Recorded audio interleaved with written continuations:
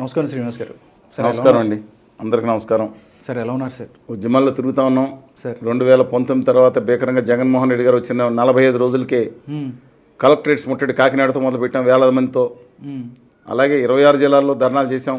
తర్వాత ద్రౌపది ముర్ము గారికి బేషరతుగా మద్దతు ఇచ్చినప్పుడు కూడా చాలా గట్టిగా ధర్నాలు పెట్టాం. మీకు తెలుసు, విద్యార్థి యువజనులతో సమరయాత్ర 2 పెట్టాం. 2O కూడా నిర్వహించారు. విద్యార్థి యువజనులు ఎస్ఎఫ్ఐ, ఏఎస్ఎఫ్ఐ, ఎన్ఎస్ఐ అందరూ కూడా పీడిఎస్ అందరూ కలిసి వేలాది మందితో కథం తొక్కాం. క్రితం నెల ఢిల్లీకి వెళ్ళాం. విద్యార్థి యువజనులతో కలిపి ధర్నా చేసాం పార్లమెంట్ దగ్గర. రాష్ట్రం అంతా అటు అనంతపురం నుంచి, తిరుపతి నుంచి, విశాఖపట్నం నుంచి అన్ని చోట్ల తిరుగుతున్నాం. నిన్న 20వ తారీఖున పెద్ద రౌండ్ టేబుల్ పెట్టాం. రౌండ్ టేబుల్ విస్తృత స్థాయి సమావేశం సాధన సమితి కూడా పెట్టాం. ఓకే. గవర్నీలు వివి లక్ష్మీనారాయణ గారు కూడా మా ప్రత్యేక విభజన హామీల సాధన సమితితో కలిసి పనిచేయడం నిర్ణయించుకున్నారు. పట్టి పెట్టిన తర్వాత వారు కూడా యాక్టివ్గా వచ్చారు. ప్రధాన కార్యదర్శి కింద ఉంటూ దాన్ని ముందుకు తీసుకెళ్ళడానికి అందరూ కలిసి నడుం కట్టి ముందుకు వెళ్తున్నాం. ఆల్రెడీ ముందు నుంచి ఉన్న సిపిఐ పార్టీ రామకృష్ణ గారు, అదేవిధంగా శ్రీనివాసరావు గారు సిపిఎం నుంచి మొత్తం వాళ్ళ బలగాలతో పాటు ఆనాటి రఘువీరెడ్డి గారు, నీలకంఠాపురం రఘువీరెడ్డి గారు ఏదైతే ఉన్నారో ఆ రోజు మాతో చాలా గట్టిగా కలిసి పనిచేశారు. మేము వారితో కలిసి పనిచేసాం. డెఫినెట్గా ముందు చూస్తున్నాం. డెఫినెట్గా రాష్ట్రం కోసం, రాష్ట్ర హక్కుల కోసం ఏ రోజు కాదు. దురదృష్టం ఏంటంటే మీ మీడియా చేసిన పొరపాటు. Your responsible all these things. 2019 ముందు మాది కనీసం 30% 1/3 చూపించారు. 2019 తర్వాత ఎందుకన్నా మేజర్ మీడియా 95% మేము చేసిన కార్యక్రమాలు ప్రజలు తెలియజేయలేదు. ఎందుకు నాకు తెలియదు. డ్యూ రెస్పెక్ట్ ఉందని నేనేం వ్యాఖ్యలు చేయను మీద. Okay sir. సార్, ఈరోజు మీ యొక్క ఉద్యమం ముందుకెళ్ళాలి. డెఫినెట్లీ ఆంధ్రప్రదేశ్ ప్రజల కోసం మీరు ఏదైతే కష్టపడుతున్నారో అవి విభజన హామీలు ఏదైతే దానికోసం కష్టపడుతున్నారో అవి డెఫినెట్గా ఫుల్ఫిల్ అవ్వాలని, అది మనకు రావాలని కోరుకుంటాను. ఇంకోటి సార్, అమరావతి రైతులది ఏదైతే ఉందో ఈరోజు 1500 రోజులు వాళ్ళ యొక్క ఉద్యమానికి అని అక్కడ మందడంలో వాళ్ళందరూ కలిసి ఒక కార్యక్రమం చేశారు. దీని గురించి మీరు ఏం మాట్లాడారు? సుధాకర్ గారు, అలా కోటేశ్వరరావు గారు కూడా ఆహ్వానించడం జరిగింది సార్. నేను మొన్నే మార్టిన్ లోథర్ గారు అని ఉద్యమాల్లో మొట్టమొదటి నుంచి పనిచేస్తున్న నేత, దళిత నేత, మంచివాడు, ఆయన చనిపోవడం జరిగింది. ఎప్పుడు కూడా ఉద్యమాల్లో పాదయాత్రలో కానీ తనకు ఆరోగ్యం ఎంత ఇబ్బంది అయినా సరే ఆయన ముందు ఉండేవారు. ఆయన వారికి శ్రద్ధాంజలి ఘటించి వచ్చాం.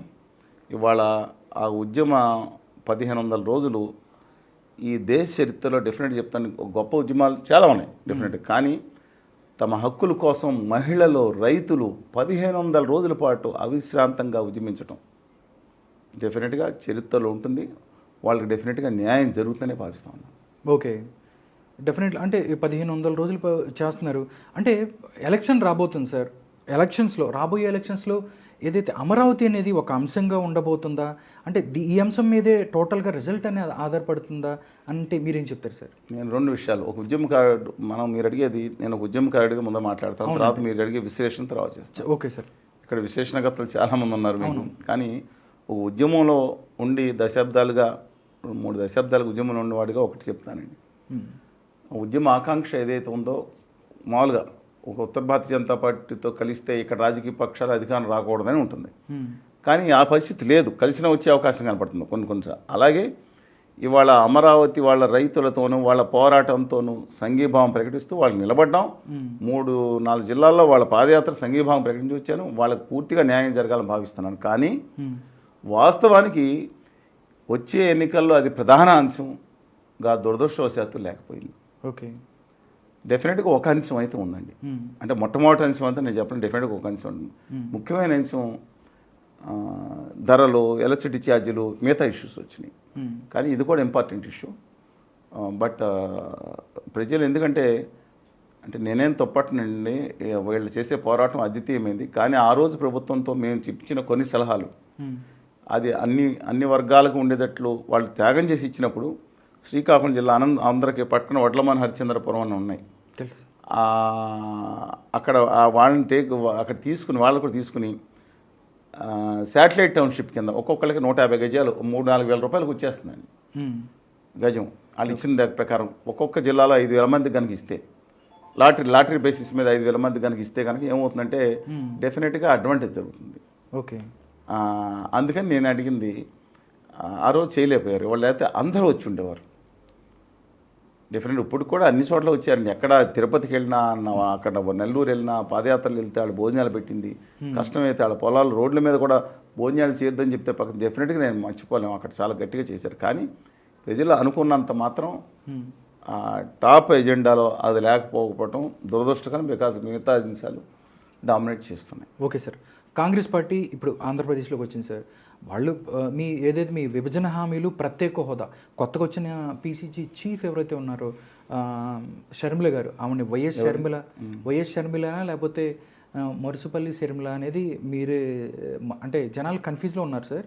అది ఏంటనేది మీరే మాట్లాడాలి, మీరే చెప్పాలి. అంటే ప్రత్యేక హోదా, విభజన హామీలు మేము అన్నీ చేస్తాము, పోలవరం ఏదైతే మా బీజేపీ చేయలేకపోయింది, టీడీపీ వాళ్ళకి వంతపాడారు, వైసీపీ వీళ్ళందరూ బీజేపీకి భయపడ్డారు, కాంగ్రెస్ పార్టీ చేస్తుంది అని అంటున్నారండి. దీని మీద అసలు మీరు విభజన హామీలకు సంబంధించి మీరు పోరాటం చేస్తున్నారు, మీకు దీని మీద ఉన్న నమ్మకం ఉందా?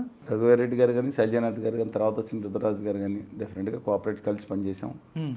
రఘువీరెడ్డి గారు అయితే ఒక స్టెప్ ముందుకు వెళ్ళి ఆ రోజు కోటి సంతకాలు మేము ఉద్యోగం మొట్టమొదటిగా ఢిల్లీలోంచి మొదలుపెట్టింది మేమే. ఢిల్లీలో అంటే వాళ్ళు బిల్లు మార్చి 1 ఆమోదించిన వెంటనే క్యాబినెట్ ఆమోదించిన వెంటనే ఎగ్జిక్యూటివ్ ఆర్డర్ ఇవ్వాల్సింది. ఎలాగో ఎలక్షన్ ఇవ్వలేదండి వాళ్ళు.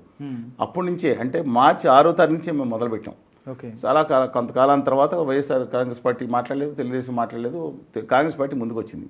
మునుకోటి చిరంజీవి గారు సభలోనే ఆత్మహత్య చేసుకుంది. చూశారు మీరు, ఆత్మత్యాగం చేసుకున్నాడు.